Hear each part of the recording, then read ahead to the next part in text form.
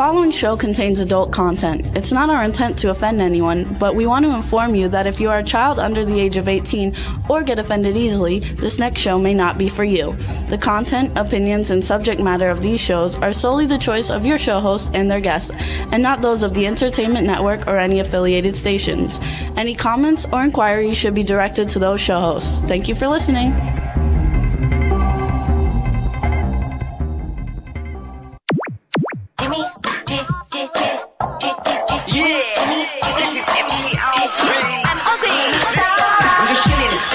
Sitting down and designing, where every man in a thinking, what are we gonna be wearing? Yo, I'm a Liverpool MC, you can't trust me, big up the girls inside the party, let's get down to crazy Jimmy, big up myself and known as Alfie, the one and only, the Turkish MC, always love the clothes of Jimmy, bitch, I'm your wanna be, Jimmy Star's new celebrity, we'll take you out to Jimmy Star's.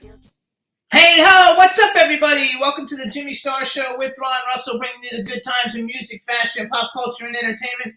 We got a fun show for you guys today. I'm excited. We have new kinds of guests coming on a little bit for our first guest, and so it's going to be a lot of fun. But before we even get into that, let's say hi to our rest of our show hosts. We have Ron Russell. What does that mean? That means you have the dog. So here's Ron Russell's show and Astro. Astro, take your bow. Wait, Astro, take a bow. Such a lazy dog. Take your bow, Astro. Look, say hi. Okay, get back on your pillow. There you go. All right. So say hi. I have a pillow on my lap, and he's on the pillow. Hi, everybody. Today's show will be a little different. I guess we have to tone it down a bit. We have a guy coming on that's an ex-judge. It should be a lot of fun. We have to be careful. Oh, they say they love your hair. What's up, chat room? Cindy Lady Lake's in there. Hope Reynolds is in there. I thought my hair looked like an old man. If you want the truth. Distinguished, very distinguished. Distinguished. Okay. So now I'm distinguished. You know, I wrote on Facebook. They said stylish, very stylish. Very stylish. Okay. I wrote on Facebook when I was young. People in a picture, people would say, "Oh, I saw your picture. You're so handsome." Now at this age, they see my picture and they write, "Oh, what a great picture," or "Nice shot." But I'm not in it. You know, I'm in it, but they don't mention me. So this is what happens when you get older. That's funny. But anyway, so what did we do this week? We went to a birthday party. We went to a birthday party. And Wells was there. Claudia Wells, who was our guest 2 weeks ago, was there. So we had met her before, but this time it was more fun because we had known even more about her since we had her on the show. Right. And so we hung out with Claudia Wells. It was so nice going into Los Angeles because it was 82 degrees there. And here it was like 117. That's right. So we are really hot again. You know, but this is Palm Springs. It's been this hot forever. I mean, the history of Palm Springs has always been 120, 121, 115. It's a desert. We're in the Mojave Desert. We're in the middle of the Mojave Desert. It's hot as hell. Imagine, I never dreamed. As a kid, I remember the Mojave Desert and Indians. You know, cowboys, chuck wagons, and Indians. I never dreamed that I would be living in a desert. It's very beautiful in the wintertime and not in the summertime. And it's beautiful in the summertime, but you can't go out because it's very, very hot. Right. I mean, it's really hot. We have 6 weeks left. After 6 weeks, the weather is the best in the country. And it's gorgeous all winter long. We went to an appointment, and after the appointment, we had to get into the car, and Ron touched the car handle and almost burnt his hand. It was so hot. The car's so hot from having to sit outside. Because it's a metal handle. It was really hot. You know, the seat of your car is hot. So when you sit down, you know, your testicles become fried eggs. Yeah. A little bit I had to do, you know, even though we have sophisticated guests on, big shots, I had to be a little nasty, you know. That's who I am. You know, I wrote a thing today about Jane Russell, and I don't know if people think that I was rude to her. We were going to the Cinema Paradiso in Florida for an award she was getting, an achievement award, and they were playing Gentlemen Prefer Blondes. So Jane was in my house, and she got dressed and came out into the living room, and I looked at her. I said, she was in a gorgeous gown. I said, "Jane, what happened to your tits?" they're so low, like an old lady. You can't do that. I said, tighten up the bra strap. And she turned around to me with a pleasant face and said, I did, Ron. It doesn't go any higher. And she wasn't happy. So I yelled to my daughter, Leslie. I said, Leslie, who was in her bedroom, do you have a bra that you could loan Jane a push-up to get her boobs higher? So Leslie said, yes, I do. And Leslie loaned her a bra, and her boobs are up here beautiful where they should be. So I wrote about it on Facebook. And I'm just curious to see what people's reaction will be to that. I don't know. I didn't But it's know a true that yet. story. I mean, Jane loves me, and I loved her, so I got away with murder with Jane. And she knew I didn't mean anything vulgar by it. That's just how I talk. You know, I come from a tough town where people were tough and people were funny. We had a great sense of humor in Brooklyn and New York. New Yorkers have the greatest sense of humor. You know, a building could fall on us and we make a joke about it, whereas other people would whine and cry forever about it. So that's just me. I'm a little tough, I guess. But that's who I am. And if you don't like it, what can I tell you? At 82 years old, what do you think I'm going to change? We got lots of luck, baby, on that one. So I want to know if anybody went and saw the Meg 2. I want to go see the Meg 2, Yeah. you guys. I'm super, like Ron's a big Jason Statham fan. I just like it because it's an action film with sharks. So if anybody saw it, let me know what you thought because it just came out and I want to go see it. And What does a movie cost nowadays? I don't know. We haven't been to one since like the middle of COVID. Yeah, I mean, they went up in price. I bet they're like $15 a ticket. I remember theater in New York. I went to see a big movie, theater productions, and I paid $3.50 standing room only. Okay, but In the that's back- like no, but if million years you ago. bought a ticket, it was $15 to go see Gypsy. Now that ticket's probably $550. Oh yeah, $550. yeah, it's true. And this is when I was going to beauty school. This was 1960, and I paid $15 for a ticket. In fact, I did see Gypsy with Ethel Merman on Broadway. You gotta love it. So everything is going good, you guys. The strike is still going on, which is just a total bummer. But hopefully they're supposedly negotiating again. So hopefully that'll help us out some more, and we can get this thing going so we can go back to making movies. In the meantime, And we have so many stars that want to come on our show, but they can't now because of the strike. yeah, not So- everybody will talk about things, so it just depends. So what I Like last week's show, I remember we couldn't Lee mention Purcell. we couldn't mention names, we couldn't mention movies. It was a dreadful interview because it was like pulling teeth. How can you do an interview without talking about the work of the people? We're a business. A business Conversation, Yeah, entertainment, business show. we're entertainment. Exactly. I don't know what the hell we are. So that's okay. So I want to thank We're not everybody. sons, we are. We're crazy. I want to thank everybody who's been tuning in every week. Our last 3 shows have done really well, about over 20 million views for the last 3 shows. So thank you so much. You can hear us live on our home station, W4CY.com. We're on from 12 to 2 p.m. Pacific time, 3 to 5 p.m. Eastern time. And then you can hear us on SoundCloud, iHeartRadio, Apple Podcasts, iTunes, Spotify, Amazon Music, YouTube, Google Podcasts, Radio Public, TuneIn, Pandora, and Amazon Prime. Love it if everybody would start listening to us on Apple Podcasts, because now I've got a thing worked out that we get paid for those if enough people watch. So like that would be nice terrific. to get paid. And so please watch us there. And I also, since we're talking about movies, I want to plug my movie Purgatorium again. It's on Tubi TV. It's doing really well. Everybody seems to like it. And I want to show the trailer one more time just to get it in there. So this is my movie Purgatorium. It's out on Tubi TV. I'm one of the producers on it. It's a psychological thriller, and everybody seems to be enjoying it. So here's the trailer. Enjoy, and then please go watch it on Tubi TV. Don't I have a movie out now? No. Oh. Soon. Soon I have some. Okay, but let him go. He's going to play my trailer. What? Go, Juan. Take the trailer away. Purgatorium, everybody.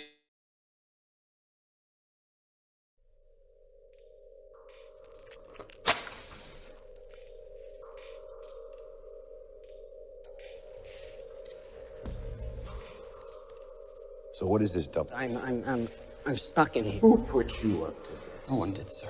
I gave it to you in writing, Bart. In black and white. I really don't want to hurt you, man. Then don't. Evil is with us.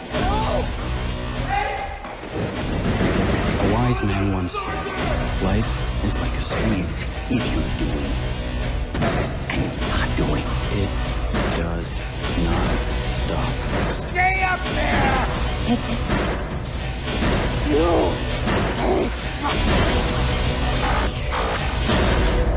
The funny thing about streams, though, once it's off course, you can never change it back.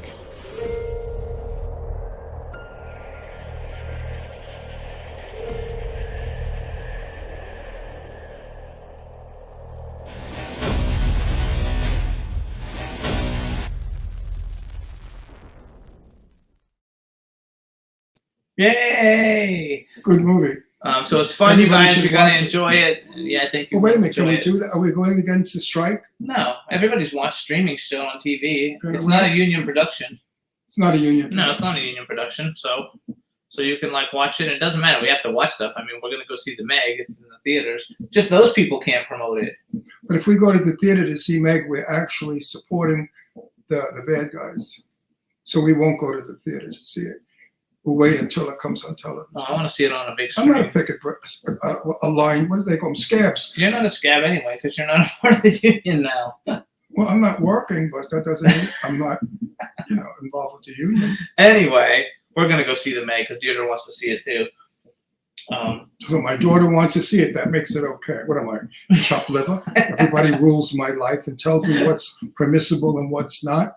Boy, oh boy. I'll tell you, when you're young, you tell your kids what to do, right? The minute you get old, your kids tell you what to do. Like you become the child, like you're stupid. Yeah, you're Like the child. You're senile and you don't know how to zip up your pants, Yeah, You need them to tell you. Did I already tell everybody where they can see the show? Yes, I did. What show? Our show. Yeah, Okay. we're all over. I know, but did I actually say it? Everything, yes. No, did I say it today? Because if not, you have to say it every time. So You we have new did. people. You said all the names. and SoundCloud, more. iHeartRadio, Apple Podcasts. You know all what? that. Maybe you should have had a I can't child. remember. You should have had a kid to tell you what to do. You're getting a little weird. Oh, B just joined us from Germany. B, I did send energy to you for your son. Yes, B. And I hope all goes well, sweetheart. Absolutely, B. It will. I have good feelings about it. We're putting out good vibes for B. Her son has to have hand surgery.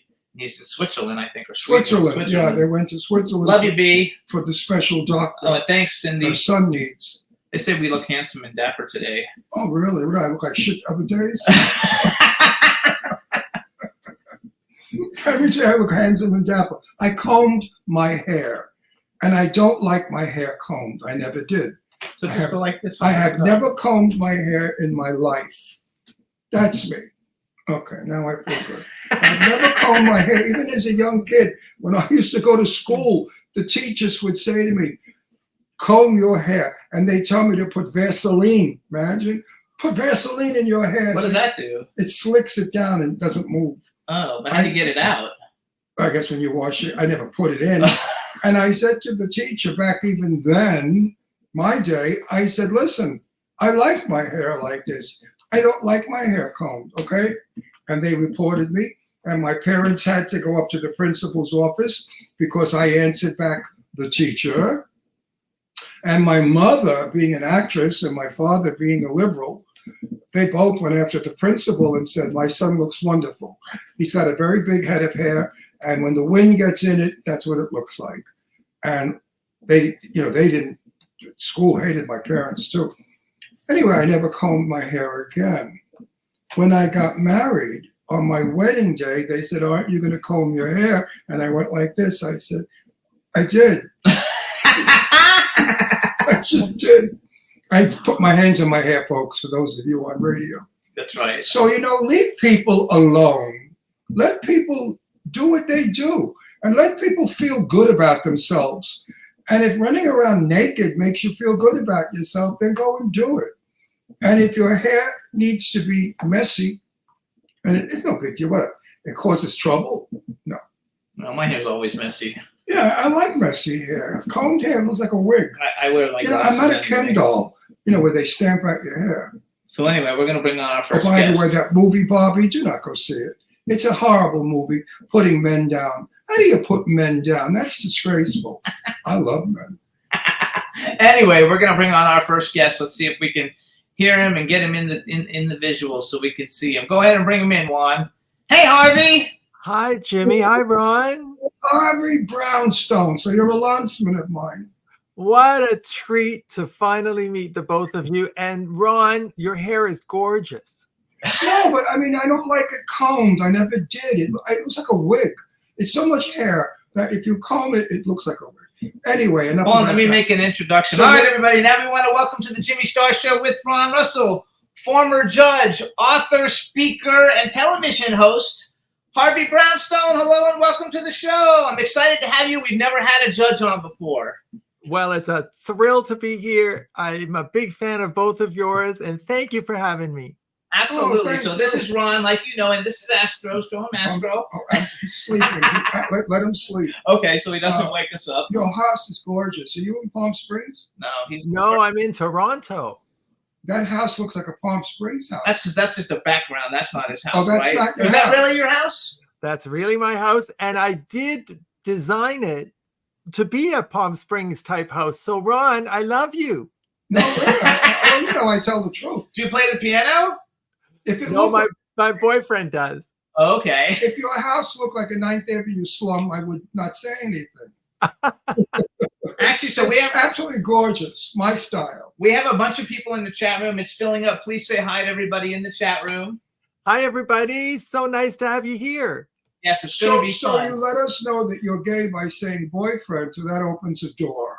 You may regret the door you No, opened. he's Canada's first gay openly judge. Well, I don't know. I don't research. I know I do the research, so I'm doing the bragging. So hang on, let No, me. wait, let me explain something. Harvey, if my interviews sounded rehearsed, they wouldn't be as good as they are. I never research any of my guests. I do. I find out from them in the interview. Because the moment you're rehearsed, it sounds like shit. Well, now you tell me. I wish you'd have told me that when we started our show 2 years ago.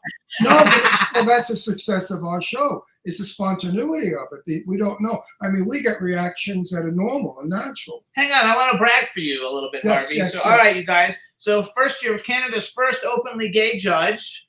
Now, and this is something that I really have a question about. So, it said that you are the first sitting judge to host a TV show. It's Family Matters with Justice Harvey Brownstone. And I want to know what that means because Judge Judy's been on forever. Does that mean Judge Judy's not a sitting judge? That's right. Judge Judy had to leave the bench when she accepted a television deal with CBS.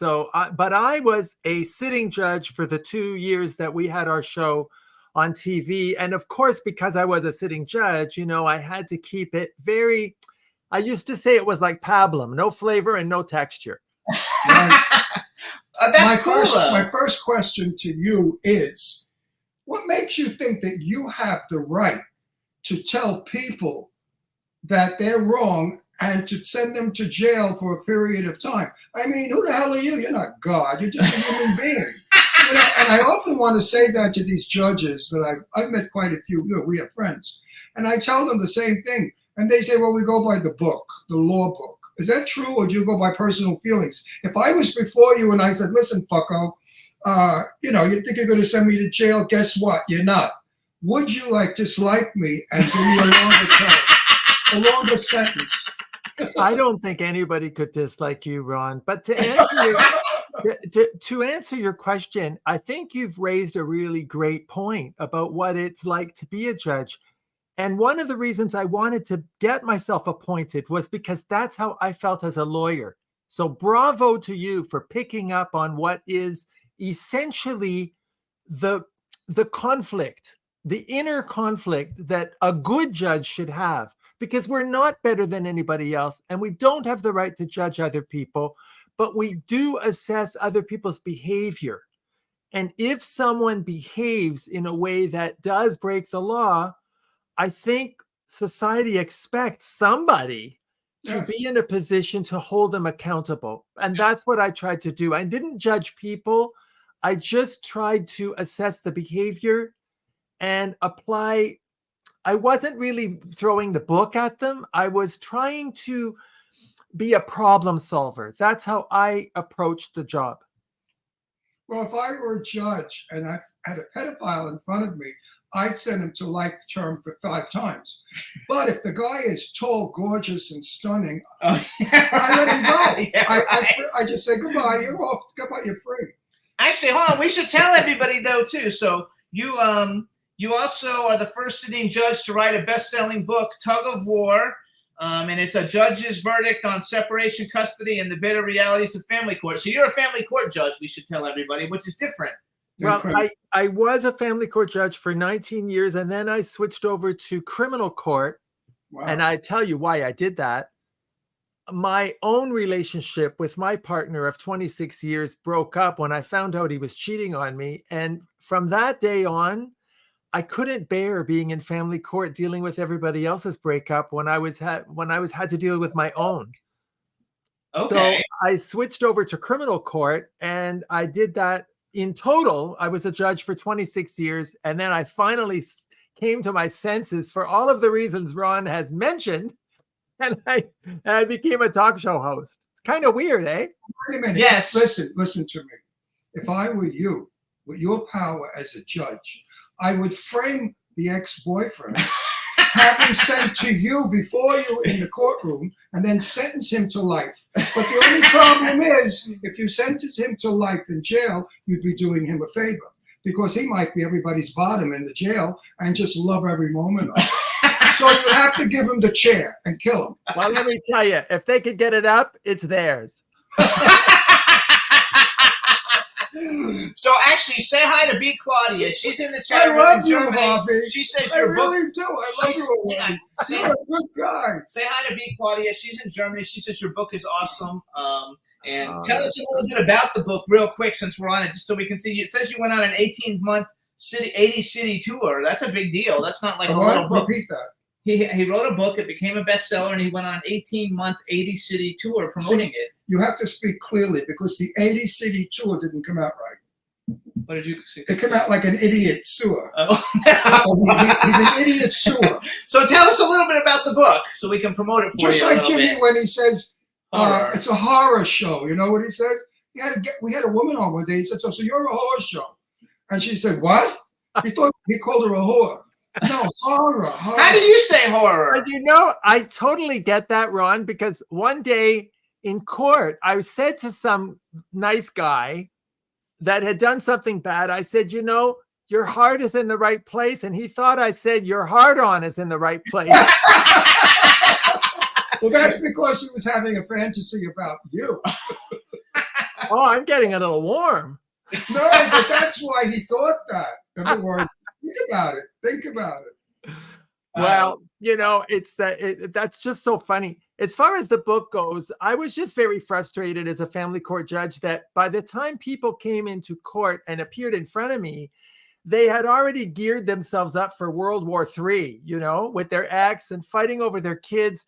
And family court is a terrible place for families, and litigation is a terrible thing for children.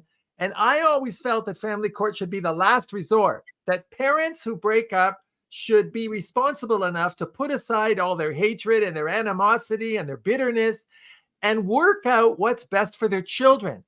Because you could be an ex-husband, ex-wife, but you're never going to be an ex-mother or an ex-father. Right. And so I wrote this book trying to help people understand that there are alternatives to family court, and that if they are going to go to family court, this is what they're going to expect to have happen. And this is what judges are going to expect from them. You know, we're not in the vengeance business. And the truth is, and you know, you guys know this, we've all been through breakups before, and everybody feels like a victim. You know, even men that beat up their wives, they still feel like they're victims. You know, she made me do it. Not true. I beat the shit out of Jimmy daily. And I don't feel anything. I want to beat him again. Yeah. No, really. Like after the show is over, I'm going to beat him all over this house. I knock him through the walls. I punch the shit out of him. Yeah, right. So, and I feel nothing but joy. Yeah, well, maybe he feels joy too. He's still with you. No, you know why I beat him up? Why? This is only a sample of what you're going to get if you cheat on me. Because if you cheat on me, then you're really going to get a beating. Meanwhile, he's laying there with his eye hanging out, blood, teeth. Yeah, right. He's got Ron, have you looked, Ron, Of course I'm joking, you stupid little fool. Ron, That's like have you looked in the mirror, Ron? Who the hell would ever cheat on you? Any gorgeous? Oh, God, please, that's very kind of you. Who would ever cheat on me? A guy I used to go out with. Really? Yeah, he cheated on me, and I got rid of him real quick. Me too, baby. Yeah, you know. So wait, tell us about the new Let one. me explain that, Harvey. You cheat on me. No, first of all, if you're with me, I'm denying many men a great pleasure. Yes. Right? So therefore, I have men that want to go to bed with me, and I say no. I have people on Facebook that send me messages you would drop dead from. One time, a guy sent me a picture of his penis. Really? And I sent it back. I said, it's 8 inches. I said, it's about 4 inches too short. And I sent it back with that note just to upset him because he thought 8 inches was a big deal. So I said, it's 4 inches too short. Anyway. Jimmy, you must be really special. No, I just love, and when you love, you're blind. You know that. You know, you say, gee, he's perfect in every way. I wish it was, but it's not. But I'll deal with it. Wait a second. So you went on an 80 city tour. Did you have a boyfriend then? Is that when he cheated, when you were on tour, or did he go with you on tour and cheat? I think he was cheating the whole time, but I finally found out. I came home from work early one day and discovered everything that had been going on, and then I ended it. But that guy did me the biggest favor because my partner that I met after Kim is an angel, treats me like gold, and I'm so lucky. And you guys, I don't know, whatever you're doing, it's really working because you both have that recent glow of the satiated, happy guy. We are, though. Well, and listen, I'm 83 years old. What? Yes. I've been around the block a few times, and I've learned that you do not stay in a relationship that's not right for you. If the relationship stinks and it's painful as hell, dump it. Go seek. My mother used to say there's a lid for every pot, and Jimmy's a pot. No, Jimmy's my lid. No, Jimmy and I love each other very much. We're married 10 years, going on 11, and it's a mature love. You know, when I was 19, my first lover, I saw him, I was melting. I was in heat. I didn't know, first of all, I was mafia. I didn't even know that. I couldn't have cared less. I just knew that I oh my God, No, I was dating a lot before Jimmy, and I really scrutinized all the guys I dated. He was dating 4 people when he met me. 4 people. And I wouldn't make the mistakes again. What am I talking about? I talked myself into, I don't know where I am. Wait, so how did you meet your new boyfriend? Yes. I met him on Match.com. Oh, good for you. Go away from me. Are you serious? I didn't even know they had gay people on Match.com. I just thought it was straight people. Get real. Really? Not only that, we met, I was only online 1 week. And, I was a bit nervous about it because I was a judge at the time, and it was I didn't really think it was maybe appropriate to put myself out there, but I thought, what the hell? This is a legitimate way to meet people. And my partner, Steve, saw me and sent me a little message, and we had coffee at Starbucks that night. And let me tell you, I know what you did. We did it. No, I know what you did, that you got a guy in a week. You put nude pictures up of yourself. Absolutely. In all kinds of positions with all sorts of animals. Well, all I know is whatever I did, it worked because we knew it immediately. You're a good-looking guy. And the bald is sexy. Today, bald guys are sexy. In my day, bald guys would be so ashamed. But no, not today. No, you look really good, too. You're a handsome guy. I got news for you. If you were on whatever it was, .com, what did he say? Match.com. Match.com, and I saw you, I would definitely have said, listen, do you want to fall in love with me? I'm fabulous. Well, you know what? You did really well with Jimmy. I could never compete with him because I got to tell you, I don't have 12 inches. No, neither does Jimmy. God damn it, neither does Jimmy. Shit. But anyway, so your boyfriend didn't know the old Italian Brooklyn saying, don't eat where you shit. And he was banging that guy in your house. And you came home, you found him. That's terrible. So did you knock him around a little? Or threatened to You know kill him? what? I picked myself up off the floor and I said, this is over. And, it was hard and it was kind of embarrassing because we were legally married and all the judges came to Really? my wedding.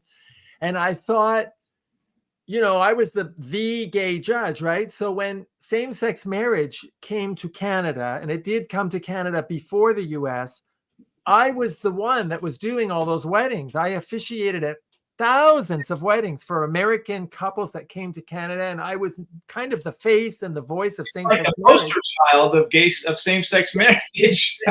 That's what ended up happening. So it was kind of embarrassing, Ron, that my own relationship didn't succeed. And of course, I had to question myself. Why didn't I know? Like, why couldn't I tell? How did I not know? But I will tell you, it made me a better judge, Ron, because I used to sit in court and I would have these, usually women would say to me, my husband was screwing around on me and I never knew and I can't believe it. And I used to sit there very judgmentally thinking, how could you not know? How could you not know that your spouse is cheating on you? Well, I'm going to tell you, it is possible to have a partner that's cheating on you long term and you don't even know it, because that's what happened to me. Well, being my wonderful age that I am, I've lost my temper and my fighting because you cheat, you cheat, you cheat. I'm not stupid. I know the game. I've been out there. I know how to cheat because I've cheated. So I'm smart. If Jimmy cheated on me, I wouldn't make a big deal about it. I would simply go and cheat on him. In other words, what's good for the goose is good for the gander. So if you want an open marriage where you go with a couple and I go with a couple, fine with me, as long as we can keep the marriage. Because to me, the marriage... We don't like that, though. We don't do that. No. To me, the marriage is more important. I am with Jimmy 24 hours a day as people. I am sexually with Jimmy about, 3-4 minutes, not seconds, I think. Yeah.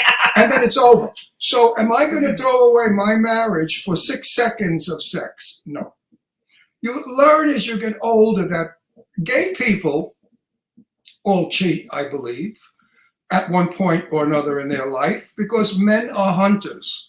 And gay men are never satisfied with the same partner over and over and over again. It gets to be a little of this, a little of that, a little of the other, and it's coming, so it's boring. I mean, you blow bubbles of bubble gum, you read a magazine while it's happening. That's how sexy sex gets. So the new number you just saw walking down the street, as hot as can be, is fabulous. But you don't stop and say, I'm going to do the same thing with that number that I do with my husband. So what's the big deal? Why jeopardize my marriage because of a trick? Now, if it was John Hamm, goodbye, baby. Actually, he likes Jason Statham. Oh, Jason Statham, double goodbye, baby. I don't know. Women said my get out of jail card is Jason Statham. So now, guess what? I might be in a movie with him. And Well, Jimmy, you better behave yourself because Jimmy deserves your loyalty. He's so loyal, Jason it's not even Statham. funny. There's no such thing. No, there's no such thing as loyalty. It'll never happen. He's straight anyway. He's straight. But if he were gay, We're not into open. We're like totally we're like a normal straight couple. We have 3 dogs. We have a house. no, but we have a fence. we're not very popular. We live in a very gated community in Palm Springs, 80% gay people, and mostly couples. And they do 3-ways. And they found out that Jimmy and I are not interested. They don't. So they don't even talk to us. They don't even talk to us because they think we're snobs and we're above. We don't drink. We don't do drugs. We don't swap. We don't do all the normal gay things. So we don't really fit. We're really vanilla, is what they call us. Well, I'm with you guys. I mean, I don't do orgies anymore. I don't know who to thank. And it's too much laundry. Yeah. Now, wait, did you write this kind of comedy in your book as well? No, I could never do that as a judge, Ron. I would have been thrown out. Your book you wrote. It's about being a judge. I know that, but you could have put. No, it's about family court. It's not But about that. listen. There's humor in tragedy. Yeah, but you know what? When you're a member of the judiciary, you have to be very, very conservative and careful with every word. That's why I didn't like doing the TV show. I mean, the book was really great because it gave people a lot of information. And I never thought it would be a bestseller, but I was thrilled that it was. All the money went to the Children's Wish Foundation. I was thrilled about that. But the TV show, you know, you can't express any opinions when you're a judge about anything that you might have to adjudicate over. And you can't talk about ongoing cases. You have to be very, very careful. And, you know, I was the only judge in the world that was still sitting as a judge and appearing on television. But then I retired, thank God. And now I can just be myself. Yeah, that's good. But I mean, it's actually quite an accomplishment. Judge Judy is very funny. But as you said, she's no longer a judge. No. She's a television personality. No. So, you know, being a television personality, couldn't you stay there and been funny? I mean, you're funny as all hell now. Well, now, you know what I do? I decided to start an interview show because I use my technique that I used in the courtroom as a lawyer. I'm not really interviewing people. I'm conducting an examination in chief. And if you ever watch my show, you'll see, like, I don't have the gift of your spontaneity and your ability to create a very intimate conversation with people that instantly become your friends. I just don't have that skill. So my interviews are very structured and they're deep. And it's like I say, it's almost like being in court. Listen, Actually, I watched some of them. The reason I have that talent that I have is because for years and years and years, I did stand-up comedy in straight nightclubs performing as Jane Russell. Wow. That's right. Who was my best friend for many, until she died. Jane and I were buddies forever. And I performed as Jane. You know, you probably say, how could you look like Jane? I absolutely did, you know, through all the techniques that we do. So I've had 350 people for dinner in supper clubs where I worked. And I was able to make them laugh when I wanted to. I was able to make them quiet down when I wanted to without them ever knowing that I was controlling them. So that's what you have to learn in interviewing. You control. I never let a guest control me. The moment they do, you look like shit. One time I had some broad come on our show. I walked off. Really? Why? What happened? She was a twat, a cunt, a real jerk. I couldn't give another better We word. haven't been very many, so we've been on the air for 16 years. And one time I had a little bit of a fight with Randy Edelman, the fabulous composer, Yeah. who now is my dearest and best friend, and we adore each other in real life. But when he came on the show, he thought he was going to be a very smart Jewish boy. He didn't realize I'm a Jew from Brooklyn. So you don't play around with an Italian Jew from Brooklyn because you lose. The Italian is vicious, the Jew is smart, so you can't beat He's great. He's a great guest. And we love Randy Edelman. I want him back on so I can torture him. I'm sitting here in shock that because you said you're 83, you don't look, you look like 63. That's a very nice compliment. Thank you. And no face lifts, nothing, no Botox, nothing in my face. It's So you not. mean when you cross your legs, your mouth isn't going to fly open? No, but when I cross my legs, the volume from my rectum sucks the furniture in. So wait, let's tell everybody about your show a little bit. So you have a show. It's called Harvey Brownstone Interviews. How long have you been doing the show? The show is 2.5 years we've been doing the show. And really, it was started out as a hobby. I never expected we'd end up on television in the UK or with a manager and a publicist. And, you know, it's really, we have, believe it or not, there's now a Harvey Brownstone Coffee. A Harvey Brownstone coffee. I love it. Yeah, Listen. it was. It's just, you know what I think it is. There's not a lot of interviewers anymore that do what I do. You know, I like you. I grew up with Dick Cavett and Merv Griffin and Mike Douglas and Barbara Walters and Larry King and James Lipton. They're all gone, and there's nobody really doing these in-depth interviews. And I thought maybe there would be a market for it, and nobody was more surprised than me when we started getting big stars and. We get 5 million viewers a month, and then we got picked up by television in the UK, and we've got 2.7 million viewers a week watching the show there. Nobody's more surprised than me. How do we get to your show?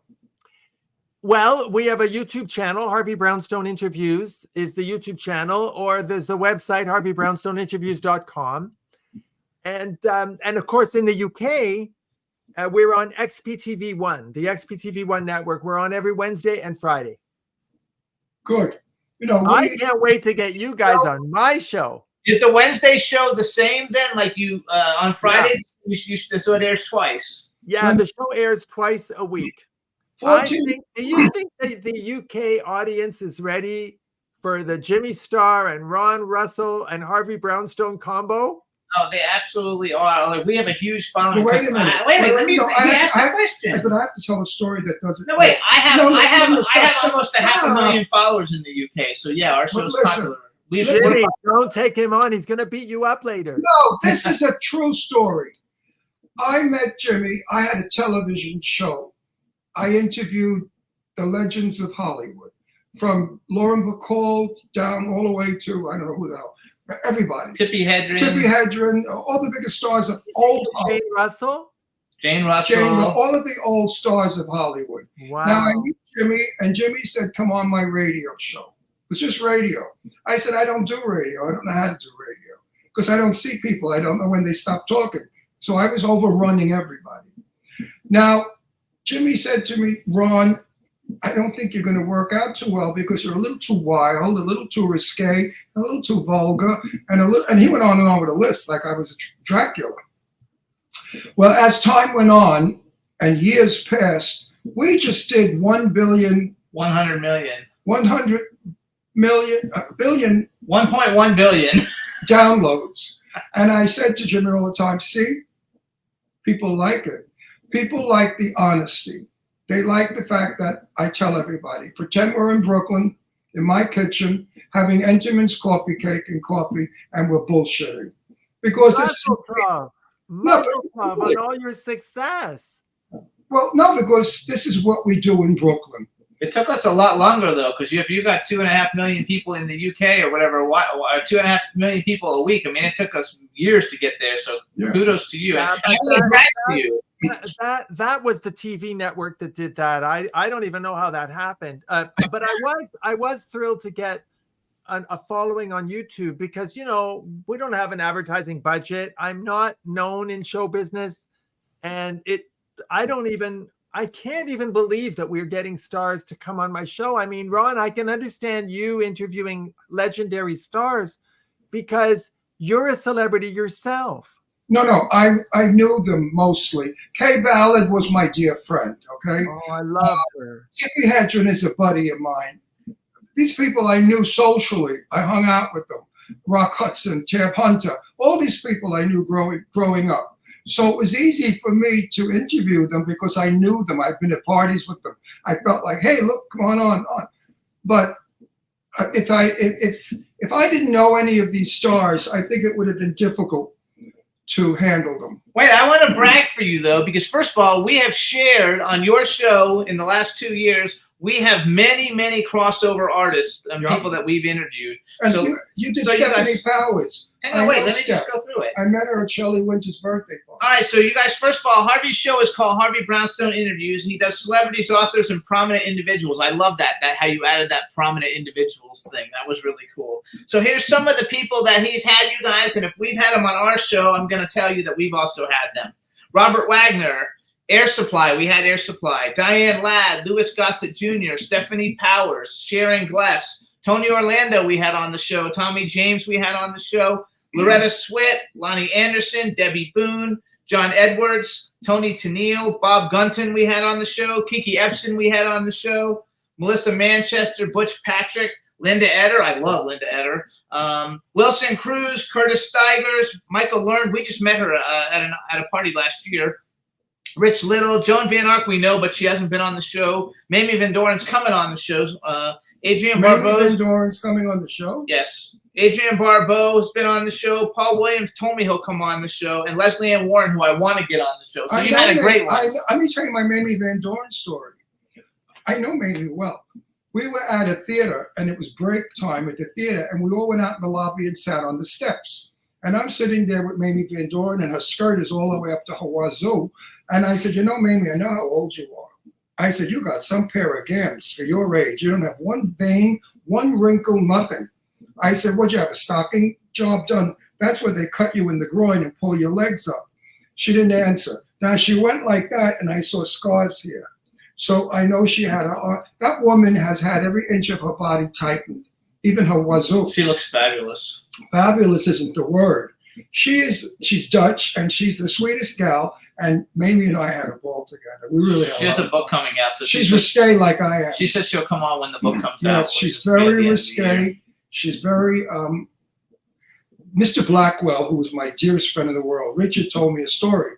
When he lived on, I think it was Coldwater Canyon, there's an actor, I forgot his name, a handsome actor who lived up 2 houses, and he had a hot tub.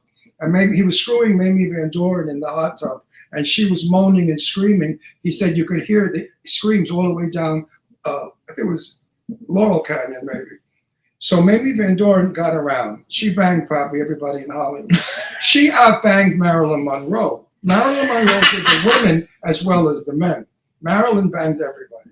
Tony Curtis, who was my good friend, said she was on her knees all the time. That's hilarious. I mean, this is the stories that I talk about. This is why we have 1 billion people watching. People want to hear the dirt, the bullshit, the inside. So tell us, who have been some of your favorite interviews? Well, I certainly agree with Ron about Mamie Van Doren. I thought she was fascinating. What I really loved about her is that she owns her femininity and she owns her sexuality. And when I asked her about the casting couch, she was very forthright and said, yes, I slept with producers and I slept with directors in order to get the parts. I did it because I wanted to. I didn't do it because I was being exploited or because I was being made to do it. I did it because I wanted to. And I felt in this day and age where everybody's a victim, everybody's complaining about being exploited, there's something very refreshing about a woman who says, I did it because I wanted to, and I'm not a victim. So I loved her. I love that. Anyone in my business that said they didn't get to the top without sleeping somebody is a miracle. Even Betty Davis banged Willie Wyler for a movie. All right, and I knew Betty well. So I mean, and the actor that Mamie Van Doren was screwing in the hot tub was Steve Cochran. Oh, she had good taste. Oh, her men were all. I don't know who Steve Cochran is. Gorgeous guy. Yeah, she was really a favorite one. I got to say, I loved Ruta Lee. I think you know Ruta Lee. Oh yeah, we met her on. Yeah, we do know Ruta. Yes, Ruta's going to be in a movie I'm in. I think Ruta's wonderful. I can't wait. Have you had her on your show? Yes. Yes. Oh, I'm going to go back and watch it because I just think she's the best. I forgot. But you know, Stephanie Powers, when I met her at a Shelley Winch's birthday party, never stopped talking for an hour. I was amazed at how this woman just rapid fire spoke. Did she do that in the interview? Yes, she did. And you know, our show is not live; it's edited. Oh. So that's a real blessing, Ron and Jimmy, because this is a woman, you know, I wanted to ask her about William Holden and about a lot of her movies, but she really wants to talk about the environment and about animal preservation. And it went on a long, long time. And we did have to edit about 20 minutes out of it because it became a lecture. And, you know, I don't know, maybe you could give me some advice. There are some people who don't seem to understand that an interview is not a monologue. An interview is a conversation. It's a dialogue. We tell everybody that. What I would say to Stephanie was, Stephanie, I love you to pieces. I'm so happy about the animals, but nobody really gives a shit. Now let's talk about William Holden, and then people will listen. And if she had a reaction to that, a negative one, too bad for you, Stephanie. So when I see you, I won't say hello. And if you like, you know, I take a shot. I don't really care. You know, when you're 83 years old, you don't give a fuck about anything anymore. It's your world. You own it. You lived it. This is my planet. And everybody has to dance to my music. If you don't like it, get the hell out of here. We're giving you 5 million people a week to sell your goodies. How dare you control me? You sit there, do nice. He's not talking about you. No, listen, I'm going to tell you something. Where are you in Canada? Toronto. Oh, you're in Toronto. Wonderful. We're moving back to New York. We're moving to East Hampton. We're coming up to see you. Oh, I can't wait to meet you in person.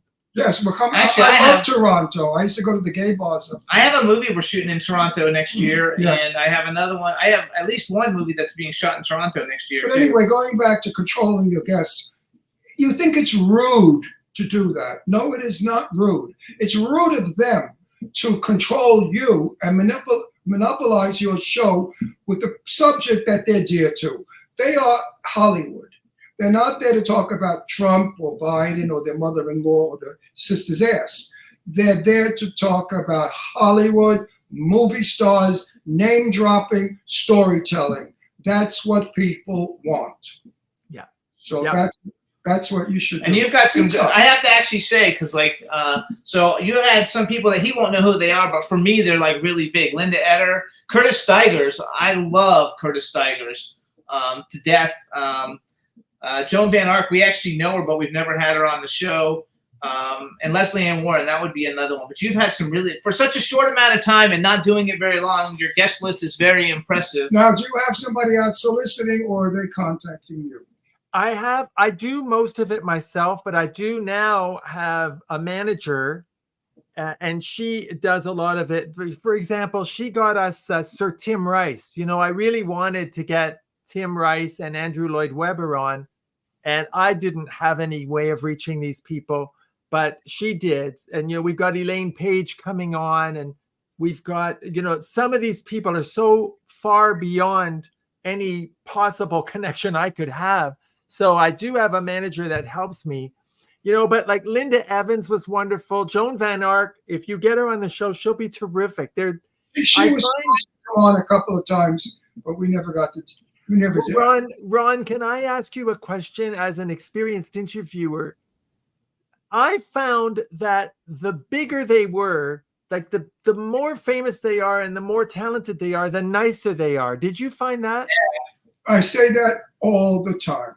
Betty Davis, who was the queen of Hollywood, there was nobody beats Betty Davis, came into my showroom I had on Robertson Boulevard to look for wallpaper for her bathroom. Well, I wound up telling her we have a toilet seat that's foam rubber and it's the same pattern as the wallpaper. And she said, "Oh, darling, that's wonderful. I will sit on it when I read scripts and be comfortable." So Betty Davis, I knew right there, opened a door for me. Betty loved risque jokes. That elegant woman in Now Voyager, not in real life. I said to her at a party one time up at her house in Havenhurst when she had the penthouse, I said, "Betty, I have never in my life seen the talent that you have, and I don't mean on the screen." "Oh, what do you mean?" I said, "I've never seen anybody inhale a cigarette and drink scotch at the same time. It's amazing that you could do that." She said, "You should see the other things I can do. You'd be so amazed." You know, she had that double entendre sort of sense of humor. I have to say for you, going back to you, Lori, what's Lori? Lori Towers? Is it Lori Towers? Oh, I love Lori. Lori, because Lori's the one who reached out to me about having you come on the show originally, and she was fabulous, and she's very well. She's just super nice. I mean, very, very nice, and a great, warm welcome to her, and the way she reached out, and basically Ron, you know, has always been with all the like Turner Classic Movies stars, and I was always friends with like a lot of the '80s, like all the people who were famous in the '80s, because that's my generation. You know, Yeah. so well, that's what why- I, you know, like when we got Tony Tennille and Tony Orlando and a lot of these people We love him. he's a wonderful guy. Wonderful guy. He came on our show twice. I was so thrilled. Yeah, too. We had him on twice too. And now he's become a personal friend. He's a beautiful human being. And, you know, sometimes I can't even believe, like when we had Lucy Arnaz on, you know, I was the biggest Lucille Ball fan. And the thought that I had her daughter on my show, I couldn't believe it. You know, who's a big one that you had that I think Ron would like a lot, and hopefully she was a good guest, and that was you had Peggy Lee's granddaughter. Yeah, we're having. I'm working on getting her. She's coming. Oh, I think she would love to come on your show, and she is. You know, she looks a bit like Peggy Lee, and she honors her grandmother's legacy with such dignity and such class. I'm so impressed. You know, we've had a lot of children of stars. That's one of the big things we do. We've had Hedy Lamar's son, and we had Errol Flynn's. I knew him. Yeah, she came on. We've had a lot, Dean Martin's daughter, and we've had Roy Rogers' kids, and like lots and lots. We had Roy Rogers. We Not also him. had Rogers' kids, and we also had. I think you had like one of the Lugosi's. We had. No, I think you mean Boris Karloff's daughter. Karloff, that's it. Yes, Boris Karloff, which I met her many years ago. The best And show. we had Ava Gardner's niece was on, and we had Joan Crawford's grandson. He's a sweetheart. Oh, that's cool. Crawford. Mm. Anyway, the best show I liked was when Arlene Dahl, who I knew. I wasn't my friend, but I knew Arlene. And I interviewed her, and I said, Arlene, is it true when you were married to Lex Barker, and he was molesting Lana Turner's daughter, Cheryl, at 10 years old for over a year? Oh, yeah, he was screwing her. Well, one night she bled badly and had to be taken to the hospital, and Lana Turner found out about it and got a gun and went after Lex Barker and said, if you ever go near my daughter again, I will kill you. She was a little nuts, Lana Turner. She confused murder in movies with the real life. So Arlene Dahl turns around to me and she said, Ron, that's an absolute lie. Lex Barker had a package so large, had he ever entered a 10-year-old, he would have killed her. That show went over the charts. I mean, I don't think any talk show will ever get the rating. It's on YouTube. And it's on YouTube, it's got like 3 zillion people are talking about it. They're all saying, you've got to see this show. It's unbelievable. We don't get. Wait, so that's what people want. Now, 40 or 50 years ago, I would never have done that because it wasn't elegant, it wasn't classy, and it wasn't proper. Because the audience was different. The audience was respectful, well-dressed, well-mannered. People, you know what the world was like years ago. Today, we have a world of insanity, and people want insanity. So if you give them a show with insanity, you're a hit. Well, that's good advice. I'm going to see if I can incorporate that somehow into my style. You don't say you should do it because I'll smack you Actually, around. Don't imitate our show. No, seriously. I've actually watched some of your shows. I've never. Now I will. I've watched some of your shows. I thought they were done very well, very professional. Your guests are really, really good, and you do have your own style, which really, that's the whole thing, is everybody has to have their own style. Like, everybody comes and tries to put a 2-member combination and do the stuff we do, but they don't get any views because they're not trying to be themselves and come up with their own ideas. You've got your own idea, the way you want to do it. Nobody else is doing it. So you've created a niche for yourself, and that's what people will like as your niche. I got an email from somebody that said, oh, I watched a show and the guy was trying to be you, Ron, and he was so terrible, I couldn't even stand it for another minute. And I wrote back, I said, gee, you think I'm terrible? I'm sorry. She said, no, you're wonderful. It was the way he was trying to do your act that was terrible. I said, well, I think you've really hit on something. You have to be yourself. I don't think anybody could imitate either of you or duplicate the chemistry between you. It's natural, it's sincere, it's authentic. And I knew when I started this that I would have, I can't ignore the fact that I spent 26 years as a judge in a courtroom and that I have a certain way of asking questions. And the nice thing about the internet is that there is a market. There's a niche audience for everybody. Everyone. Absolutely. Excuse me. Years ago, when I worked, let's say, New Jersey, the Cherry Hill Theater, very chic, very elegant, all wealthy people. I only had, I think, 150 in that audience, twice a night, a drink show and a dinner show. You couldn't get out there. Today, all I have to do is one show here, and 5 million people see it. So, of course, we're going to get out there easier. And, of course, we can bring us. Out of the 150 people at Cherry Hill, 10 may have not liked me. But out of 5 million, if 2 million don't, there are 3 million that do. Point. Did I make any sense, or am I getting senile? That makes sense. I guess I'm getting senile. No, I think that's the formula to your success, Ron, is that you are yourself. You don't care. Fuck them if they can't take a joke. Oh, absolutely. You're going to be yourselves. You know that there's an audience of people who appreciate you, who enjoy the humor, who feel like you keep them company when they're watching your show, because that's how I feel. When I watch you, I feel like I'm kind of eavesdropping on a conversation between friends.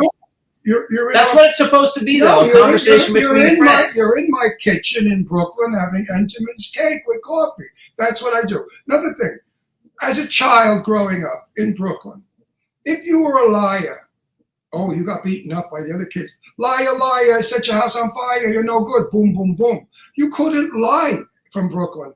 My friends today, if you go and you tell a story, they say, oh, you're bullshitting. You're full of crap. That never happened. And you got to prove it. So I grew up with lying being the worst thing that anyone could ever do.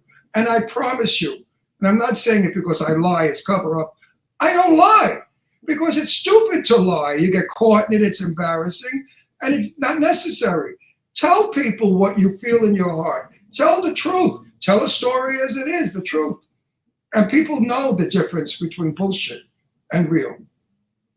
Well, the thing that fascinates me about you, now Jimmy's different. Jimmy does research, but Ron, you don't do any preparation. You want it to be totally spontaneous. Totally. I had no idea who you are. I have to make sure. I hate to tell you, but I'm sorry. But I don't watch other people's work because I don't even watch my shows, to be quite frank. I had no idea who you were. He just said to me, be conservative. He's a judge. I said, oh, well. Me be conservative? What can I do? So I thought to myself. But he played back right away, so we knew it was okay. Wait a minute. So I thought to myself, judge, oh shit. Now I have to sit there like pinched and go, hello, how are you? But I want to go because we only have a few minutes. We only have a few minutes, and I want to talk about him. You turned out to be my buddy. You turned out to be a sweetheart, a mensch, a delight. I will certainly watch your shows now. And if I see something I think you might do better, I will call you and tell you, hey, listen, Harvey, maybe you want to do that and do this. Because that would mean the world to me, Ron. Thank you so much. Well, I'm in love with you both. The moment Lori told me about your show, I started watching and I got hooked, of course. And I feel like you're my good friends. And when you move to New York, I'm coming down there, and I want to go to Brooklyn, and I want to have Entenmann's cake with you. You're going to come out to our house. We're going to live in East Hampton. We're going to live in East Hampton. Beautiful. I can't wait. I will bring the Entenmann's cake. How's that? Okay, but also you have to dress in Dolce & Gabbana and Gucci because it's so friggin' snobby there. Oh, he's joking. So you got to go there looking like forget about it. You got to drive. Anyway, I have other questions. All right, we'll talk about that the next time you come on. We'll bring you on again anyway. Okay, you're fun. We like Harvey's coming back. So I would love that. I want to get you guys on my show. Absolutely. So tell me this. Let's go to like a bucket list, a wish list. So you've had all these great people. If you could give me somebody living and somebody dead that you would love to interview and have on your show, just to give us an idea of something that you think would be really, really cool. You know, I would love to have had Princess Diana on my show. I really feel that she never got any good interview ever. And as for someone living, I would love to get Barbara Streisand. Oh, that's okay. Harvey, I have to make a point. My daughter grew up with best friend is Lara Spencer, ABC Good Morning America. And Lara did do an interview with Lady Di. And it was a lovely interview. So there was an interview done by Lara Spencer for ABC. When she went I was very lucky. Princess Diana's best friend and vocal coach wrote a book about her last year, and he came on the show and talked about her very intimately. And that was quite an experience. I have to say, I was very moved by what he had to say. I love it. Well, she was a victim of the Queen. There's no question. Wait. Who was the person that you said that would be living? The person living was Barbara Streisand. Oh, yeah, Barbara Streisand. Okay. Oh no, I like Barbara Streisand. I paid $1,000 a ticket to go see her. Me too. That worked out to exactly $2.25 a note. Yeah, you're right. Which is just freaking You're terrible. very funny. You have to do that. Do that on your interviews. Really. Harvey, I don't have the years of experience and the confidence that you have, Ron. I'm going to try and channel you, but I don't think I could do it. Harvey, you're not rehearsed now. So do it. This is you. This is you, who you are. You're absolutely delightful. We're not rehearsed. Even me, when I talk, I have notes just to make sure, because I knew you had a coffee line. I knew you have the show, and I wanted to talk about your background. But in general, all the rest of the conversation is just made up. When I do a film, My grammar is perfect because I'm reading lines that someone wrote that knew how to speak English well. When I'm here, I speak Brooklyn because that's who I am. So this thing I'm saying about you is be who you are. You're not a judge anymore. I think you're a good comedian and delightful, Very witty, and enjoyable, and that would make you more wanting. I would watch your show more if I got more of this and less than. Well, I'm going to take that to heart. I love you both so much. I'm so grateful that you included me on your show. It's a great honor and a real thrill. It's not. It's very I'm not good. going to say that when I'm on your show. When I'm on your show, I'm going to say Harvey is so lucky to have us. We were bored. Jimmy and I were home, bored to death. And I said, "What are we going to do?" He said, "We're going on Harvey's show." I said, "Well, yawn. It's okay. Let's do it." Now, I think that you've got it going on. Invent. I think that you've got it going on. I have to be honest. I mean, before I love him. I think you're terrific. before Lori emailed me, I didn't know who you were. So then I did all the research because when she asked me, I had to go look and see what you had done before I actually said yes. Because a lot of people I get like 50 of those a week, but like most of those Do you people, know I how don't many want. friends we have made from our show? Oh my God! Who doesn't want to be your friend? But I want to know, what's it like for you interviewing another interviewer? Is that weird? Not the only time we've done it. We've done it about 4 or 5 times. I don't think of you as an interviewer. I think of you as your personality. You're charming, you're witty, you're funny. I love you. I think you're great. I'm willing to give you my company, which is very, very important. So seriously, appreciated. Shut up. Listen, or maybe forget what I was going to say. It's important. No, you don't think of me as an interviewer. No, I do not. You're a person. Your occupation is interviewing, but so what? I don't. You have such an interesting background. It makes you nothing intimidates me. That's the word.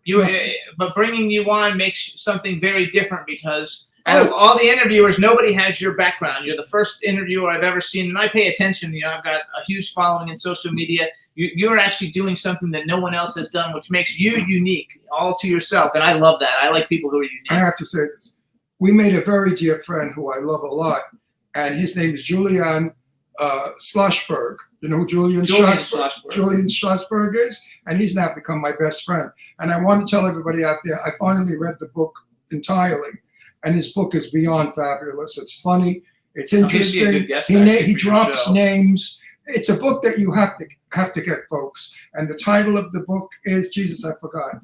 That's not the title. Actually, he's a good name. I have some good guests that. What was Julian? The title of Julian's book? Oh. Try not to hold it against me. Try not to hold it against me. Go out and buy it.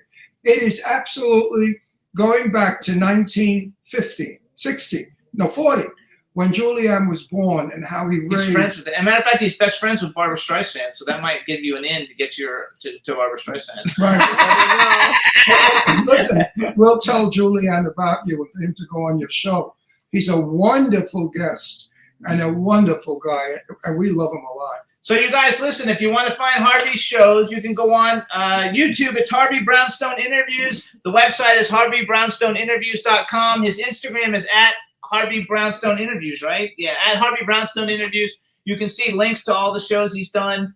He posts everything up there. He makes cute little graphics and everything. He's very, very good at it. We want to thank you so much for coming on the show. And we can't wait to actually meet you in person, which will happen soon. And no bullshit, because I love Toronto. And in the summer, I told Jimmy I'm going to take him to Niagara Falls and put him in a barrel and throw him over and see if he makes it. You know what a wonderful show that's going to be, Harvey? I will be at the bottom of the waterfalls to catch you, Jim. Good, thank you, Harvey. Oh, that show is going to really make the top ratings. By the way, everybody in the chat room is saying you're a great guest. So isn't he a great guest? Everybody? Go and tell everybody, how do they get your coffee? Real quick, we got 1 minute. Oh, HollywoodBlends.com. It's the Harvey Brownstone Talk Show Blend. There we go. All right, you guys. All right, lots of love to you both. Thank you so much for having me on my show. I loved it, and I love you. And I don't believe you're 83. I want a birth certificate. Yeah, hang on. I want to say this. The guy that you were with that cheated on you, schmuck, look what you lost. That's right. Thank you. Oh my God, I love you even more now. I do. and please tell your new significant Bye-bye, other Harvey. hello. All right. See you soon. Bye-bye, Harvey. Thank you. Thank you so much. Bye. Bye-bye, baby. He's Yay! sweetheart. What a great guest. He is such a sweetheart. You just want to eat him up. Isn't he adorable? No, he's a great What guest. a nice guy. All right, you What a guys. sweet fella. Now we're going to bring on our next guest, who we didn't play a music thing because he should already be there. Maybe we play music later if we get. So go ahead and Juan, let's go ahead and bring Lou on. Is he there? Hey, Lou! Look at this. Wow. Live from a cabana somewhere in some beach club on Long Island. Your future home. Well, meanwhile, you are so good looking. Oh, please. No, wait, Please. stop. I have to tell Thank the you. I have to tell all the women watching, make sure the batteries in your vibrator are new, or plug in your vibrator and charge because the guy is hot. Oh, God. Thank you so much. And I've been listening to the last few minutes of your show. You guys are great. And you know what? I was What? actually fired by Barbara Streisand. I heard you guys talking about Barbara Streisand. I was fired from the set of Funny Girl when I was 7 years old because I told her to fix her nose after she yelled at me. You believe that? No, you That was the didn't. last night when I was 7, yeah. I love that. I was fired on the spot, and I was crying like a baby because I saw my father and my mom getting yelled at also, and they fired me. And Anne Francis, remember the great Anne Francis? She took me to the side and said, look, we know that nobody likes this woman, and she's really nasty and mean, but you can't talk to her like that. And I have the picture on my wall, me in my little shorts crying with Anne Francis. Now, That's are my you Barbara Streisand experience. Italian or Jewish? I'm half Italian and half Ukrainian. Oh, okay. That's why you're so handsome. All right, hold on, everybody. Now we want to welcome to the Jimmy Star Show with Ron Russell, incredibly accomplished actor, producer, I think writer. He does a little bit of everything in Hollywood. Lou Martini Jr., hello and welcome to the show. Thank you. It's a pleasure and an honor. I heard a lot about you guys. I just had the pleasure of being introduced to Jimmy But personally.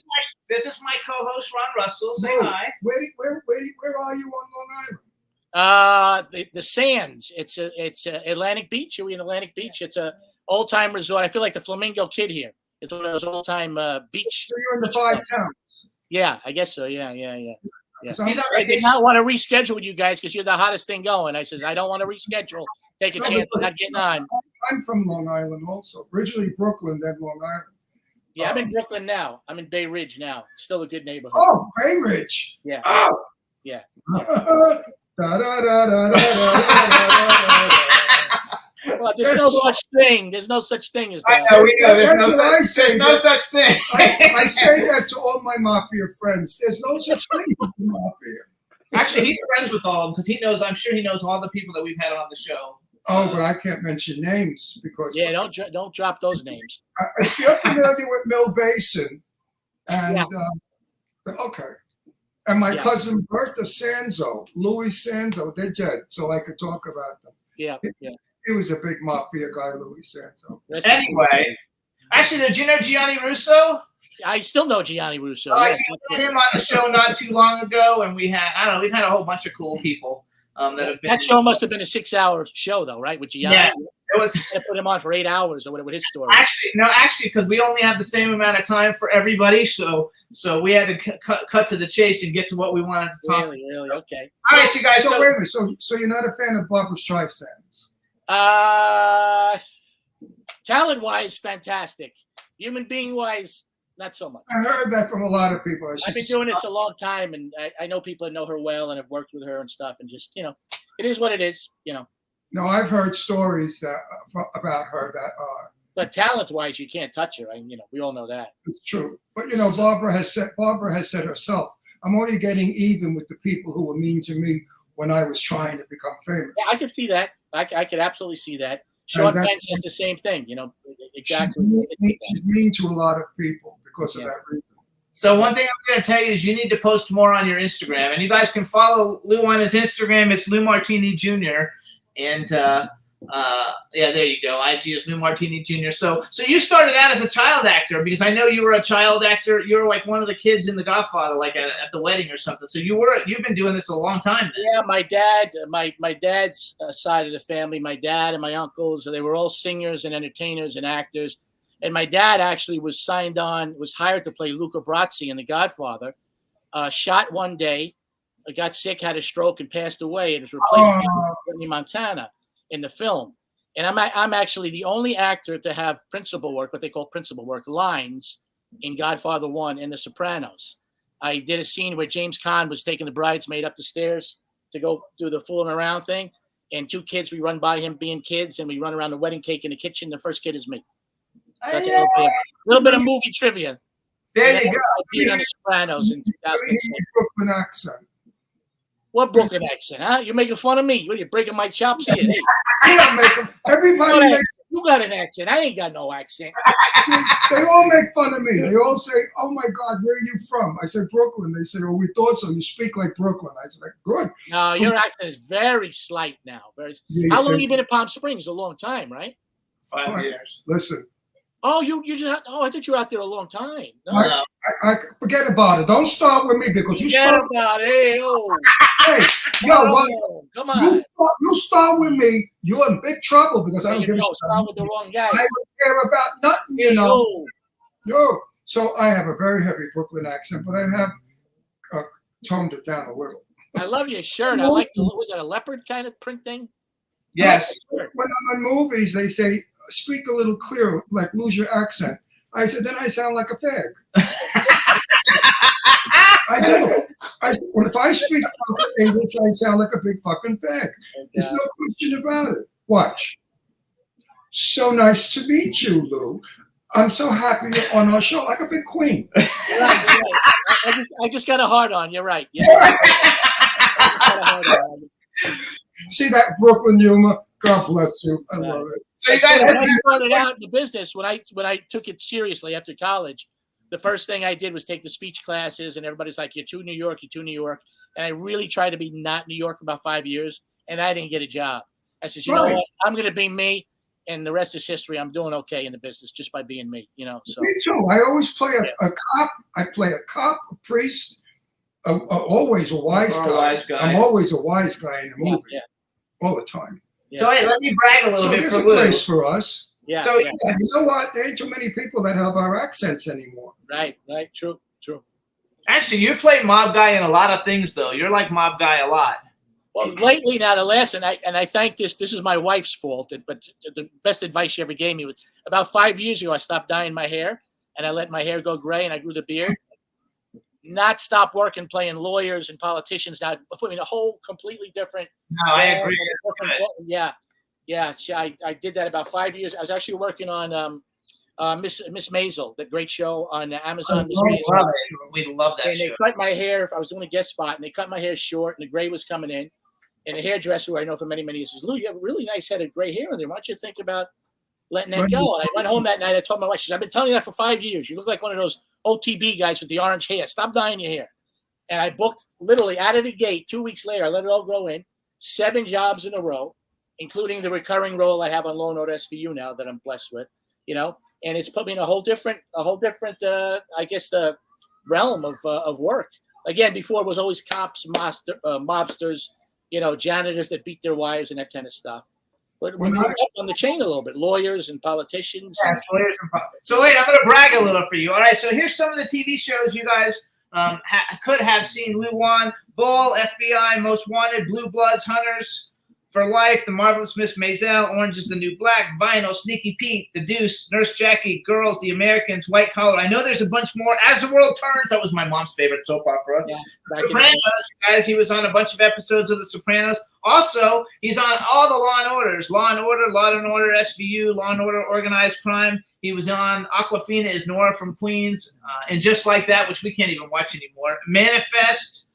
So he's been in tons and tons and tons of television shows, and that's just the ones I know. If they were on your resume, but I hadn't seen them, I didn't know what they were. I didn't write it down. Well, that's a nice list you put together there. Yeah, that's a nice list. That's great. So did you get to meet Aquafina? Yes, I worked with her. She directed the episode I did. She was very, very nice. I did a guest spot with B.D. Wong, who was also very nice. We did a really funny scene. I was a guy that had a coffee truck with remember when they did do I know her?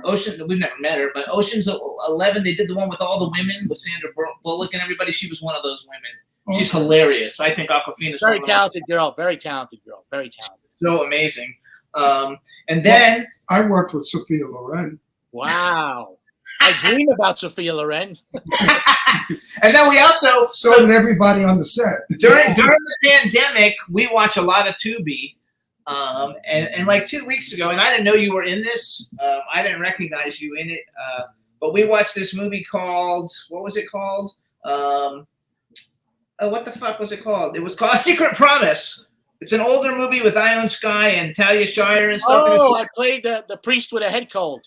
It's a really good, funny, some sneezing bits in it. Priest with a head. It's a really good movie, though. Actually, we really enjoyed the movie. The guy who played the lead was super cute. I'm a big Ione Skye. He was an Italian actor. I forget his name. Very nice guy. I wrote it down. It's on TV now? Okay. Yeah, it's on Tubi, so we just watched it on Tubi. So Lou, you live in the East Coast, right? Yeah, I'm in Bay Ridge, and then we have a little place down the Jersey Shore that I love in Toms River. Okay, so you're East Coast. So we'll see you when we're moving to East Hampton. I know. I heard the news. I mean, I'm in your neck of the woods all the time. Yeah, we got to get together. Absolutely. Oh, definitely. It's a must. You know, there's a wonderful Italian restaurant next to the funeral parlor on Avenue, I forgot, but maybe you know it if it's still there. After the funeral that they killed somebody. No, I'll do one better. We'll go to a place in Bay Ridge that opened up last year called Brooklyn Roots. You can't get in unless you have a reservation. It's the most amazing, spectacular Italian meal you've ever had. This kid took all his mother's recipes. It's got the red and white tablecloths. He's got the TV on where either The Godfather or Goodfellas or something like that is on the TV. It's an amazing. It's like going back in the 60s, but the food is spectacular. We'll go to Brooklyn Roots, guys. Yeah. I could drop a few names. We'll get in right away. Absolutely. Yeah. We don't have to. So wait, I want to go back. So you did another, because I wrote down a whole bunch of stuff from your resume, and you did another movie, which I have not seen, but we just, it's called West End with Eric Roberts, who's been on our show, and Peter Ornati, we just had on our show like 3 weeks ago from SWAT. Sweethearts. They're both sweethearts, man. Both yeah, sweethearts. super great guys. I'll tell you a little bit about that film. That film is actually, that has the last footage of the Jersey Shore before Sandy, before it was all destroyed and redone. We had shot that right before Sandy hit a few years back. So that's actually the last footage of the Jersey Shore before Sandy. Yeah, that was a fun film, West End. Joe Bazile wrote it and directed and starred in it. And it was myself, Eric Roberts, Peter, Anthony Mangano. Great cast. Yeah, great little film. I noticed a lot of because you're in several movies with a lot of the same people. One of the guys is coming on the show, John Fiore. He's coming on the show. Oh, that's my buddy. We met on Law and Order back in 1992. Yes, so he's good. John Fiore. Yes. And, Gigi. He had a nice run on The Sopranos also. Yes. So how was that being on The Sopranos? Because that was the biggest show. Like at that time, that was like the biggest show on television. Like what was that? I tell you, I was blessed at that time to have two shows on at the same time. The bad news about it was my mom had passed. She had just passed, so she didn't get to see it. I know she saw it from upstairs, but I was hosting. I was on one of the first reality shows, a show called The Gastineau Girls on the E Network that I hosted. I don't know if you're familiar with it. It was Mark Gastineau's wife and her daughter. They were like the Kardashians before the Kardashians. And I was hosting that show when I booked The Sopranos. So I was on The Sopranos on Sunday nights, and I was on The Gastineau Girls on Tuesday nights. So I had a nice little run there. But a lot of food. And everybody in The Sopranos, we all knew each other from beforehand because we run in the same circles. We go up for the same roles and stuff like that. So it was like doing a show with your family, with your cousins and your uncles and your aunts. It was a great experience. Great experience. Next year, we're doing a movie shot all in New York. And no bullshit, but there's a part in it for the head of the, not mafia, but the head of gangsters. And we're going to be casting for it. What's his name was supposed to play it? Paul Savino, who was my friend. Right. But Paul passed away. Yes, rest in and peace. now that part's open. So seriously, I'd like to talk to you about it when we're ready to shoot. Absolutely. It's a good part. You play. It's a comedy, a black comedy. And not black. Set in 1943. Dark comedy set in 1943. Shot in 1943. Love it. And it's an excellent part with the long monologue dialogue. So, and you have to be really mean and not mean. You have to be, you know how they He knows how to be mean. You know how they I've seen a bunch of his shit. No, listen, the capo de capo, who I've met many, were not mean. They were very stern, business, all business, stern. Oh, wait a minute, where are you from? What do you do? Who do you know? Where? Yeah. Like that. Yeah. So they were never mean. They were just So I haven't. I've been talked to by a few of those guys. I was in a restroom in a restaurant in the city one time, and me and a friend are talking, and we mentioned somebody's name just in conversation. Next thing you know, I'm literally at the toilet, and the guy taps me on the shoulder. He's like, "Hey, you shouldn't be mentioning names or throwing names around like that." It's true. I'm like, "I'm sorry, buddy. You know, I knew who it was, and as a matter of fact, I recognized the guy. I was It like, did right off. sorry, we're just talking, just talking shit." No, And, no. That's yeah, one I had mentioned Matty the horse's name in passing about something, and this Listen. guy happened to be his nephew. And oh, that's my uncle you're talking about. You shouldn't be talking about him when you're pissing or whatever the conversation was. But no, One time the FBI came to my house on Long Island. just once. Only once. Because I was seen going in and out of supposed mafia house that they were sort of surveying. Yeah. So they found me out on Long Island. I don't know how the fuck they found me. And I was innocent. So they said to me, do you know this name? Do you know that name? Do you know that name? So being an actor, I said, listen, I'm a drag queen. What do I know from these kind of people? Do you think I really know about these kind of monster people? Well, they ran out of my house so fucking fast. Oh, God. So I told my friends a story. They were pissing in the bloomers. You ever have your phone tapped where they send you the letter? No, they just came to see if I knew these people, if I was going to give them any information. So the FBI will send you a letter when they're tapping your phone. They send you a letter. I got a letter. Ohio. Yeah, I got a letter saying that your phone's going to be tapped for the next couple of months. My cousin Bertha used to always tell me on the phone, "You're coming over? All right. Make sure you dress nice because the van is outside." But and they were. The van was outside photographing everybody that went in and out of her house. So they asked me questions about my cousin Louie. Yeah. I said, "What do I know? I'm a drag queen, darling. What do I know?" So, fortunately or unfortunately, I mean, where us guys come from and who we've been around, and then in the show business thing, I mean, these characters are around, and we're going to run into them and be acquaintances with them, sometimes friends with them, and that's part of where we're from, and that's part of what we do. But you know what? They're around. I really hate the way they portray the Italians in Syndicate. They all portray them as rotten, mean killers. They're not like that socially. Not true. Yeah, not They're true. the nicest people in the world. You go to their home, they put everything out to eat. You sit down, they say, sit down, make yourself comfortable. Want to play cards? They're real people. Yeah. They kill each other? Yeah. Because why? You squeal on me, you motherfucker, you're dead. You don't If squeal you lived in a mob neighborhood back in the day, there was no, I mean, you guys familiar with Spaghetti Park in Ozone Park, Queens? Sure. There's a park called Spaghetti Park. All of it. Literally, the guys would leave their lawn chairs, their bocce balls, their radios. Everything was out overnight. Nothing was ever touched because they knew not to touch anything. If you lived in a mob neighborhood back in the day, your neighborhood was safe. I'll tell you that. They looked out for the neighborhood. I was born in Red Hook in 1940. Right. So you know. Yeah. In 1940, Red Hook was where all the big mafia guys were born and raised. I mean, my father used to we lived in the projects, the Red Hook projects. Across the street was the Italian club. You go across the street, the fathers of all the biggest couple were there. So I know these people, and I know, listen, you're in trouble, they do you a favor, they're good people. I don't want people to think the mafia is bad people. They're not. They don't even exist. No, they don't exist. But if they did exist, they only kill each other. They don't kill civilians. I like it. So I don't believe this guy. Sorry about that. Somebody obviously lost their keys on the beach. They're making big announcements. I don't know if you heard it. Yes, we heard it. But Lou, don't you agree? Absolutely. I mean, there's pros and cons, literally, about that life. I mean, I listen to Michael Franchese a lot, and he's a fascinating guy. And as a matter of fact, Jimmy and I talked to about. I have a faith-based film, and he's into the faith-based stuff, producing and things like that. And I would love to speak to him about one of our films that we're talking about doing, a faith-based film. Absolutely. What's going on in Washington right now with Biden and Trump?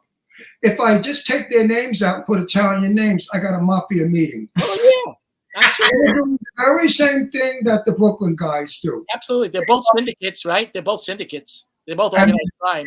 Just so corrupt. Yeah. So that's bullshit. My dearest friends in the world are still people who are Italian and live in Bensonhurst. They live in Woodside, Queens, Beechhurst. That's where I'm from originally, Sunnyside, Woodside. I went to high school in Woodside. And then you have to know. I can't. But anyway, we had an uncle. I probably do. We had an uncle who was a fence. All right. Yeah. One day we go over the house. I walk in the foyer. There's a big chandelier crystal. I go in the living room. There's a big chandelier. I go in the kitchen. There's a big chandelier crystal. I go in the bathroom. They had a truckload of chandeliers. Wow. And he went and loaded them and put them in the house. And he was selling them from the ceiling on wires. So real quick, Wait, one story real quick. And then I need to talk about I go to my friend's house because he said we got suits, beautiful suits. I go up the stairs. Guess what? A cop opens the door. So I said to the cop, "Oh, isn't this the father's house?" Because the church was next door. He said, "No, that's next door." I said, "Thank you." Then I hear my friend in there say, "You stupid bastard, get in here." So the cop was taking suits. The cop was the biggest. They got him for free. So I went almost as big as the fireman. The fireman would know for everybody. So I got a lot of gorgeous $200 and $300 suits for nothing. Nice. Some of them. Take that one for free. It was wonderful. So what I want to do real quick is I'm gonna have him play the Law and Order clip you sent me, just so everybody can see what you look like on the screen. And it's a short clip, you guys, and then we'll come back and talk with Lou some more. But you introduce it for me, Lou. I guess it's a clip where I have a recurring role, and I play a lawyer by the name of Ron Fredo. I have an interesting story about that name. Obviously, Fredo, like the Godfather. And I do a couple episodes a year on Law and Order SVU. I just did one. They crossed me over to organized crime. So I think this is a interrogation scene clip that you have. There you go. Take it away, Juan. Great clip. Great clip. You're right about the gray, though. I can see that. You look great. You know what? It pops. I guess it pops. I don't know. Not only are you very handsome, but you can act. Oh, thank you. I've been doing it a long time. I better be okay at it, at least at this point, since 1964. Have you had trouble with lines ever? Do I have what? Have trouble ever memorizing lines? Later on in life, as you know, if I were to do a play right now, it takes me a little longer. Prevagen is an amazing thing, though. I start popping Prevagen. I'm in a bunch of movies. Does that really work? Yeah, it does. It does. I see the difference. It helps me when I take it. He takes Prevagen and it helps him remember the lines. Yeah. Well, I'm 83 years old, so I'm lucky I can peek. But I what do you call it? I use a thing now, like everybody might like to. Yeah. Streep, everybody now my age. Yeah. We're using the earplug. Yeah. Because I could learn a lot, all my lines, and I get on the set. Woo! It's all about repetition. It's an interesting story about how I got the name Ron Fredo. When I got that job, the character's name was, I think, Rob Parker. And I get to my dressing room. Ron Fredo. Well, my name is Fredo, like the Godfather Fredo. F-R-E-D-O. My real name is Ron Serego. Really? Really? So I get to my dressing room that first day, and the nameplate on the door where it should have said Parker, somebody put a sticker on there and it said Fredo. So I thought somebody was playing a joke with me. I knew the director. I had worked with the director before. So I went up, I got to set, and I said, "Hey, Mike, who put the Fredo sticker on my door?" He says, "Oh, you don't know?" I says, "No." He says, they changed your name to Ron Fredo. He says, "You better go down and talk to Jonathan Strauss downstairs, the producer, about what's going on." I'm like, "Okay, what's going on?" So I run down there, and he was just coming up to see me. He says, "Lou," he says, "the network loves you. We don't have a lawyer like you on the show, and we'd like you to recur as this character named Ron Fredo." And they're taking the Fredo from, this was right around the Chris Cuomo. You remember a couple of years ago, Chris Cuomo was like accosted in a bar and called Fredo, and he said, "How dare you? That's a bad term. It's slang. It's a derogatory term if you call an Italian Fredo." I don't know where he got that from, but that was the big thing. So I decided to change my name to Fredo and make me this recurring character. Which is awesome, because it's so I cool. thought the word was Dago. Yeah, right? Yeah, he thought Fredo was derogatory. I guess because he thought that the Fredo character in The Godfather was weak and cowardly and, that kind of stuff. So I have a question for you. Do you like horror movies? Because I saw you did a movie, and I've never seen it, and I'm a big horror movie fan, but you did a movie back in the day called Spiker, which the actual, and you're one of the leads in it, and the actual synopsis of it is really good. It sounds like it would be a good movie. Number one, is it any good? And number two, do you like horror movies? I love horror movies, and Spiker was something that we shot actually on Long Island. I think we shot that in the Hamptons. We shot it way out of Long Island with Frank Zegarino. again a few years back, but had a nice time doing it. Nice cast. It's a good little horror film, and I love horror films. I love the Halloween, the old Halloween franchise before Rob Zombie took it over and updated it and stuff like that. See, I'm not for the updating stuff. I'd rather re-release the original to the young people. Show the original stuff. Absolutely. Not redoing stuff and modernizing or whatever, or doing a take on it. Re-release the classics. I didn't mind the Rob Zombie one, but I don't like all the rest of them after that. And probably the only reason I liked it is because back in the day I was pretty friendly with Malcolm McDowell and Dave Fairk, who played young Michael Myers. He's been one of my PR clients for years. Yeah. And I like to be scared as opposed to gore. I like yes, to be scared. him too. That kind of thing. The Exorcist is to this day, I can't watch The Exorcist. I'm terrified with those quick shots of her being the demon. That stuff terrifies me. I don't need the blood and gore. I like the scares. I've done a lot of horror, and I'm in a bunch of horror coming up if the strike is over. And I freely read the script, and I'm happy that I don't have to be cut up because. Well, I've been cut up before. Oh, I gotta warn you, Lou. I'm warning you, Lou. I'm warning you. If they cut you up and that blood gets in your hair, your hair's pink. Yeah, you can't get the fucking blood out. It's take about 17 showers just to. More. So I told them, if you intend to cut me up, I have to wear a shower cap. One of the projects that I had mentioned to Jimmy, and he's looking it over right now, is I have a screenplay that I wrote called King Killer. I'm also a big Elvis Presley fan, and I wrote this movie as an homage to the great 80s slasher films, and it's about a middle of the road Elvis tribute artist whose mom is a wacko and actually thinks she's like a Gladys Presley type. And she wants to go around the country killing other Elvis tribute artists so her son can win the big contest in Memphis. It's called King Killer. I love it. I think it's freaking genius. I think it's a great black comedy. It's got the horror genre in there. It's got the Elvis stuff in there.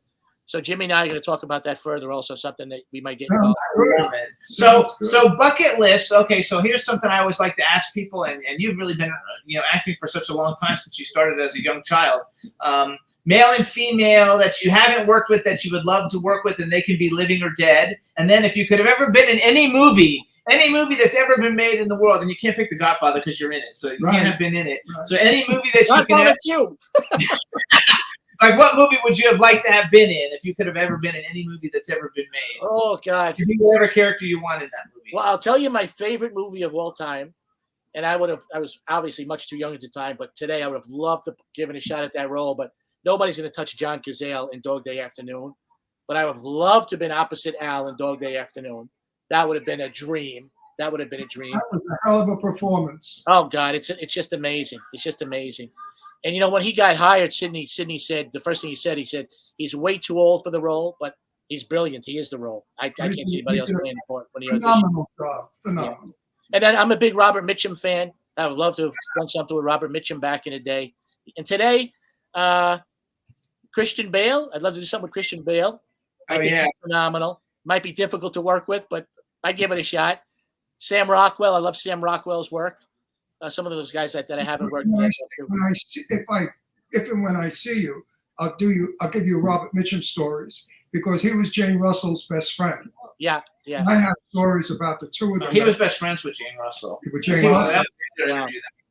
Well, for example, when people don't know who Robert Mitchum is, I say go watch him in Cape Fear, and then go watch De Niro's Cape Fear and see the difference. Mitchum, as soon as Mitchum comes on screen, his presence is petrifying, frightening. De Niro had to do the tattoos and the southern accent and the screaming and the yelling. Mitchum just comes on screen, touches his hat, and you're blown away. You're blown away by his presence. But they wouldn't like Robert Mitchum today because he and Jane were Republicans, big-time Republicans. Right. Republicans, and today they would be boycotted, killed, shot, murdered because Republicans are not allowed to say that. Yeah, there's no more debate anymore. No more free speech, unfortunately. No, you can't be a Republican today. You're not allowed. Yep. People say to me, "Are you a Republican?" Wait, so I say, "No, I'm gay." So wait, tell me who was the male and the female actor again? Robert Mitchum. Okay, Robert Mitchum. Okay. Who was the female? Well, female. Okay. I always had a crush on Esther Williams. Oh, I know Esther. No, you really? You knew yes, Esther. yes, I knew Esther. Is it she true? Let was- me ask you this. This is the one thing I heard about her, and I love Esther Williams. I have all the pictures on my wall still in my Jersey house.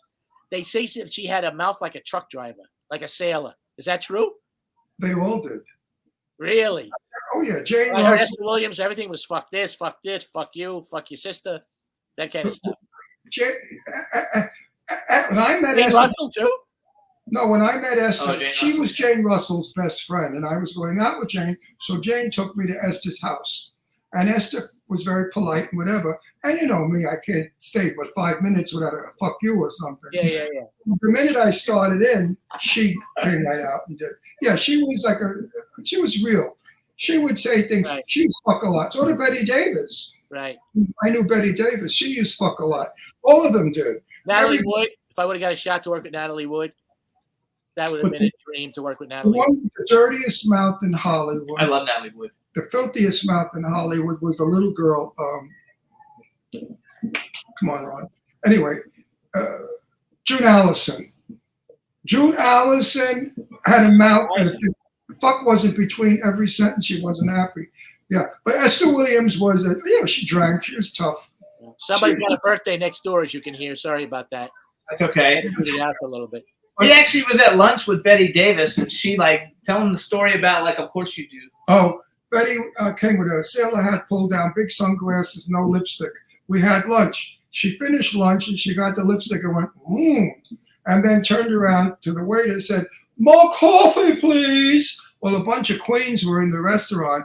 They heard that. They jumped up. They ran over to her. They said, "Oh, Miss Davis, I adore you. Miss Davis, I love you. Oh, Miss Davis, you're wonderful." And she said, "Of course you do. Of course you do. Of course you do." Betty was a camp. Betty was funny. Betty had a wonderful sense of humor.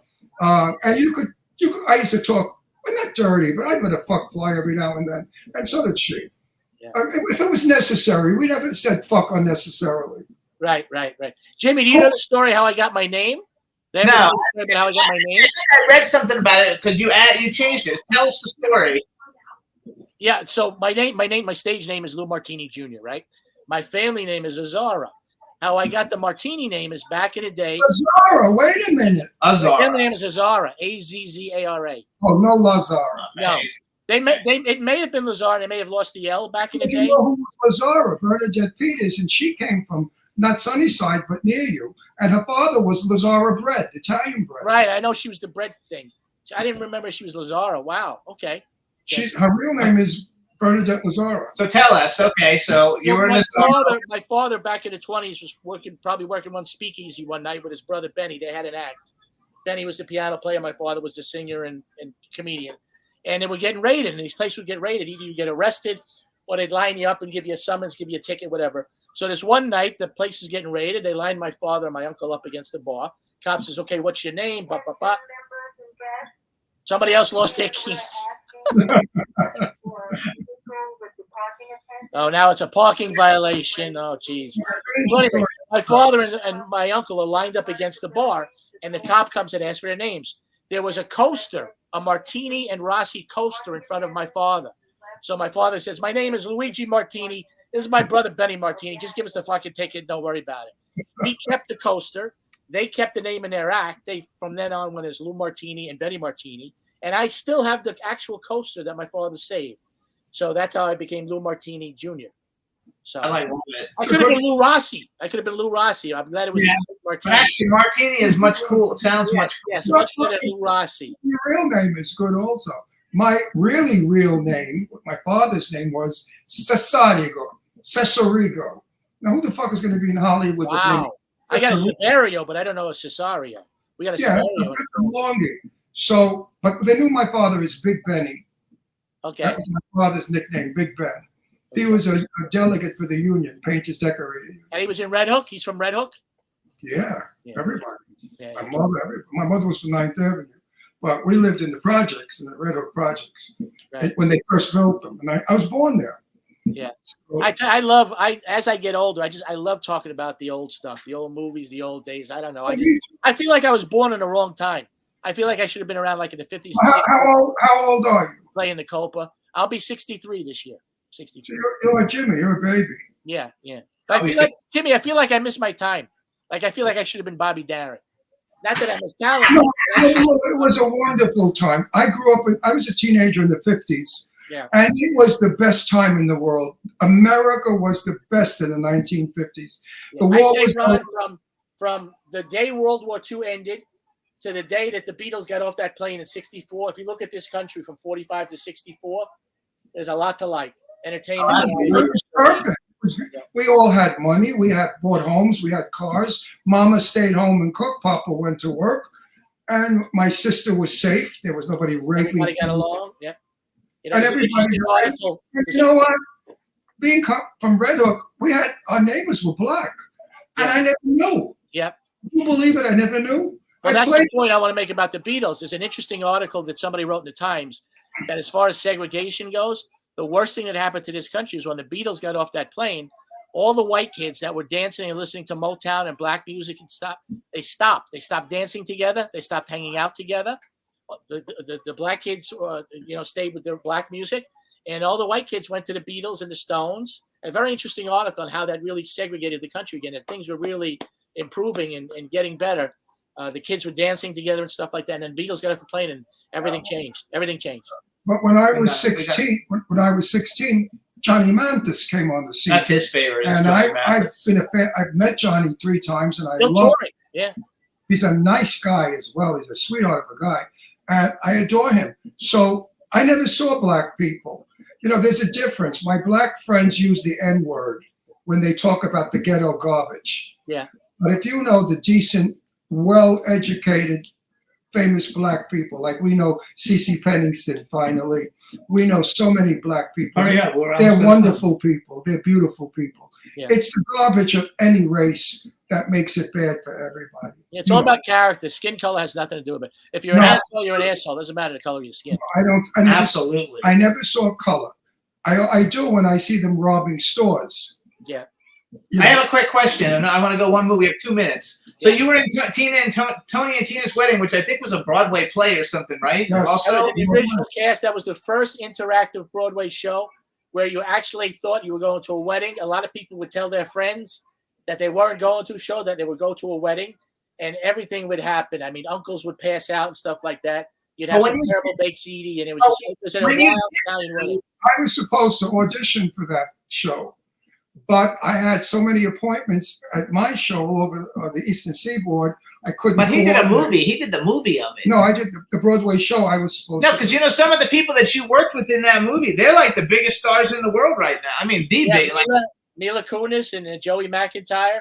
Adrian Grenier, Richard Portnoy's a friend of mine. John Bernthal, though, and Sebastian Stan. I mean, those are huge people. So how was that doing that? John Bernthal. Yep. Yeah. How is Joey McIntyre? Is he nice? I'm a big. Oh, it was great. It was a great set. I'm a big New Kids on the Block fan. Yeah. And he was honest about it. He says, I don't know why I got hired. I'm an Irish kid, from Boston. I don't know why they hired me to play an Italian kid from Queens. He's actually a pretty good actor, though. Yeah. He was in that movie with Sandra Bullock and the set lady, I forgot her name, the comedian, where they're like the cops and the FBI agent. That was a great movie. McCarthy. McCarthy. So, all right, so you guys, this is Lou Martini Jr. Check out all his different things. Follow him on Instagram. I'm going to get him to post more on his Instagram so he can build a following for all the big projects that he's got coming up. And check out all the things he's been in. I hope you have a wonderful time on the rest of your vacation with your family. And it was a pleasure having you on the show. Like I said, I wouldn't have missed it. I said, I don't want to reschedule. You guys are hot. I gotta keep my appointment with you guys. And it all worked out great. Not too many ways, hopefully. We'll talk soon. I'm looking forward to going to that restaurant. Oh, we're in. Brooklyn Roots. I'm not bullshitting. I'm going to be in Mill Basin a lot. Yes. Because my friends live there. Yeah. So anyway, I'll introduce you to my friends. You'll like them. Absolutely. I look forward to it. All right. Thank you so much. We'll talk to you soon. Take care, Louie. Bye, Lou. Have fun. Guys. Family. See ya. All right, everybody. Thanks so much for tuning in. We had a great show today. We want to thank Harvey Brownstone and Lou Martini Jr. It was a fabulous show. Today's show was one of the most realist. Is that proper grammar? Is one of the most realist shows we've ever had. Today, I really felt in good company. So we'll see you guys next week. Bye, everybody. Thanks, Cameron. Can turn out to be so wrong. Yeah, we in the mix. Yeah, we in the mix, it's another episode. Here we go, the Jimmy Star Show with Ron Russell. Interviewing the hottest, newest, and truest of today's celebrities. Make sure to subscribe so you can get notified weekly. Jimmy Star, he's the king of cool. Ron Russell, he's a gorgeous dude. Chat room is live and you would be a fool not to vibe with us at the Jimmy Star Show with Ron Russell. So come watch it live on W4CY Radio. Miss some past episodes, download on iTunes. The Jimmy Star Show with Ron Russell. It's the Jimmy Star Show with Ron Russell.